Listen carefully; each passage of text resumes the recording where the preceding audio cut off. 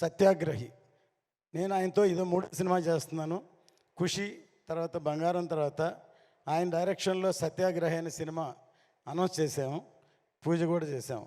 సత్యాగ్రహి అంటే అందరికీ నాకు కూడా తెలిసింది ఒట్టి సత్యాగ్రహం, గాంధీ గారి సత్యాగ్రహాన్ని. ఆయన చెప్పిన తర్వాత నాకు అర్థమైంది సత్య ఆగ్రహి.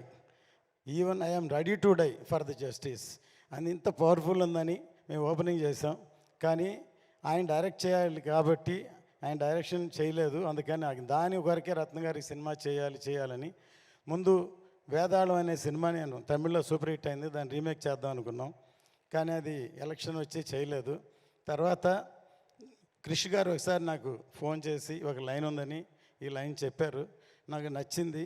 కళ్యాణ్ గారి దగ్గర తీసుకెళ్ళి చెప్తే కళ్యాణ్ గారు అన్నారు కృషి గారితో, నేను రత్న గారి జడ్జిమెంట్ నమ్ముతున్నాను అన్నారు.